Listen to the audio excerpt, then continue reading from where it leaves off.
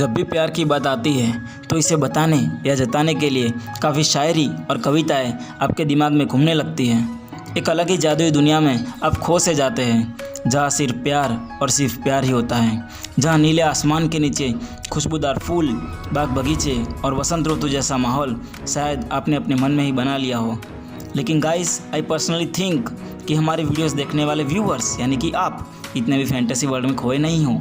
So guys, शायराना अंदाज को पीछे छोड़ के इस वीडियो में हम आपको प्यार को लेकर साइंटिफिक पॉइंट ऑफ व्यू यानी कि द साइंस ऑफ लव के बारे में डिस्कस करेंगे। So without wasting any time video शुरू करते हैं। उससे पहले आप अपना प्यार हमारे लिए दिखाने के लिए चैनल को सब्सक्राइब और वीडियो को लाइक कर सकते हैं। प्यार को पूरा एनालाइज करने के लिए वीडियो में अंत तक बने रहिए। सो गाइस, प्यार के बारे में पूरी जानकारी के लिए हमें चलना होगा अतीत में, जहाँ हम इंसानों और बाकी जानवरों में ज़्यादा डिफरेंस नहीं था। उस समय हर जानवर की तरह हमारा भी मेन मोटिव था फूड, स्लीप, रिप्रोडक्शन और सर्वाइवल, जिसमें मेन था रिप्रोडक्शन। यस गाइस, अपनी स्पीसीज़ को लंबे टाइम के लिए सर्वाइव कराने के लिए सबसे ज़रूरी चीज़ थी रिप्रोडक्शन, और हमारे पूर्वजों ने वो बखूबी किया, राइट? तभी तो आज हम सर्वाइव कर रहे हैं। सो गाइस, रिप्रोडक्शन के लिए सबसे ज़रूरी था कोई मोटिवेशन या रिवॉर्ड। आज आप खुद ही सोचिए, अगर कोई काम करने से आपको खुशी या कोई इनाम नहीं मिलेगा तो भला आप वो काम करना ही क्यों चाहोगे?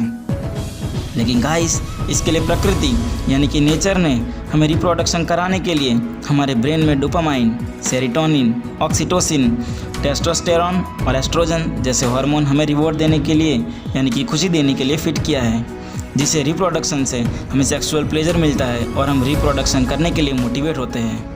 सो ये तो मेरा पर्सनल ओपिनियन था as a result of my little research.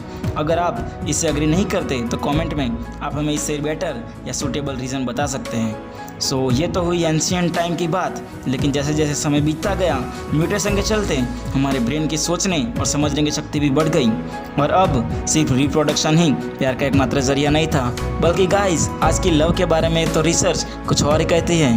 लेकिन जैसे एंशिएंट टाइम में रिप्रोडक्शन के लिए प्यार का इन्वेंशन हुआ, वैसे ही आज भी लव का जो स्टार्टिंग स्टेज है उसमें लड़का या लड़की एक दूसरे के फिजिकल अपीयरेंस, हैबिट्स या फिर पर्सनालिटी की वजह से एक दूसरे में इंटरेस्ट लेते हैं। सो इसके साथ लव का जो फर्स्ट स्टेज है, जो कि ये लस्ट, इंसान के सेक्सुअल हार्मोन्स जैसे कि टेस्टोस्टेरॉन और एस्ट्रोजन को डोपामाइन के साथ रिलीज़ करता है, जो कि इवोल्यूशन की ही हमारी रिप्रोडक्शन की नीड का एक रीज़न है। लव का जो सेकंड स्टेज अट्रैक्शन, जिसमें डोपामाइन के साथ सेरोटोनिन और एड्रेनालिन भी रिलीज होता है, एंड बिकॉज ऑफ एड्रेनालिन आपको धीरे धीरे प्यार महसूस होने लगता है, जिससे आपको भूख भी नहीं लगती और ना ही नींद आती है। अगर आपने कभी प्यार किया है या फिर अगर आप किसी के प्यार में पड़े हो तो आपने खुद नोटिस किया होगा कि स्टार्टिंग के स्टेज में आपको भूख और नींद बिल्कुल नहीं लगती है।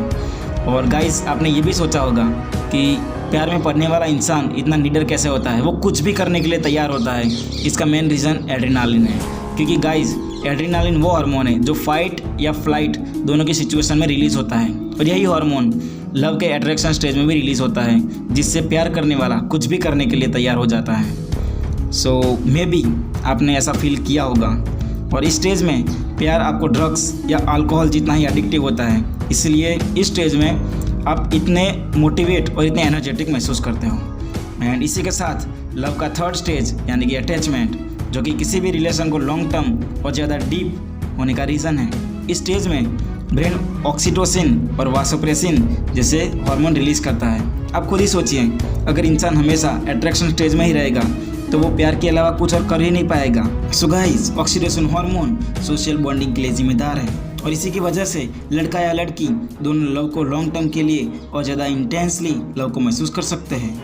प्यार में एक इंसान खुद के जितने ही या फिर उससे भी ज़्यादा दूसरे की केयर और नीड्स को सेटिस्फाई करने के लिए ऑलवेज तैयार रहता है। सिर्फ अपने प्रेमी के बारे में सोचने या फिर उसकी एक झलक देखने से एक्सट्रीमली रिफ्रेश, एनर्जेटिक, मोटिवेटेड और काम महसूस करता है। अगर आपने भी कभी ऐसा फील किया है तो आप कमेंट्स में अपना एक्सपीरियंस शेयर कर सकते हैं, हम उस कमेंट को पिन ज़रूर करेंगे।